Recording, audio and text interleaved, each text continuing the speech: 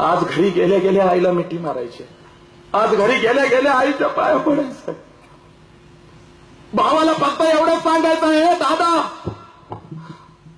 प्रत्येक रक्षाबंधनला प्रत्येक भाऊबीजेला मला तू काही ना काहीतरी दिलं, 100 रुपये दिलेस, 200 रुपये दिलेस, 300 रुपये दिलेस.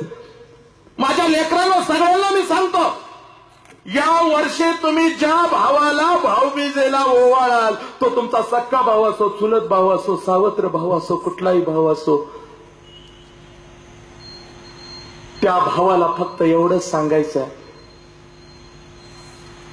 या वेळेला मला ओवाळणी म्हणून काय देशील, तुझं मला पैसे नकोत. या वेळेला मला ओवाळणी म्हणून दादा फक्त एवढंच पाहिजे, जसं तू मला बघतोस तसंच तू या रस्त्यावरच्या प्रत्येक मुलीमध्ये मला बघ, प्रत्येक मुलीमध्ये मला बघ, प्रत्येक मुलीमध्ये मला बघ, बाकी मला काही नको.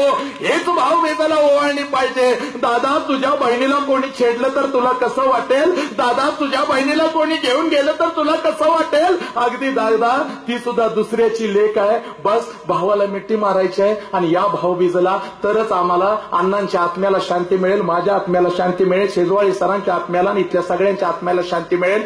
जर तुम्ही हे केलं तर लक्षात घ्या, प्रत्येक बहिणीनं भावाला मिठी मारायचं आहे. पैसा नको, अडका नको, तुझा ड्रेस नको, काही नको, ते देण्यासाठी आई बाबा समर्थ आहेत. तू फक्त एवढीच ओवाळणी असतात, प्रत्येक मुलीमध्ये तू मला बघ, प्रत्येक मुलीमध्ये मला तू बघ. बस बदलला भारत, बदलला देश.